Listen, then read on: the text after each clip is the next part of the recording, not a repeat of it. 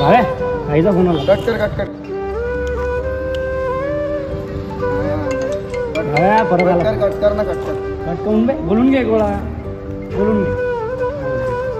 Hello तुला नाही म्हटलं ना फोन नको लावू 10 मिनिटांना. ठेव. त्या गर्लफ्रेंडचा फोन आला रे भावेश. हा बोल ना पिल्लू. लव यू.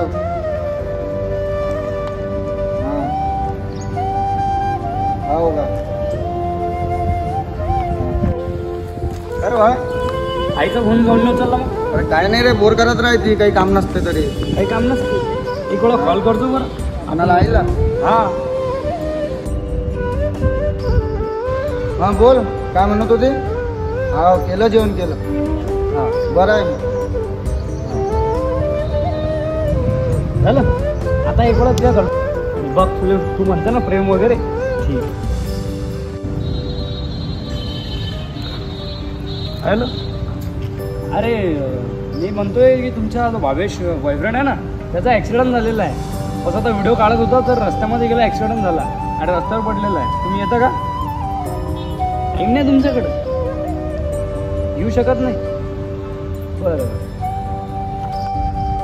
पाहिलं काय म्हटली ती मी येऊ शकत नाही माझ्याकडे टाईम नाही येऊ शकत नाही.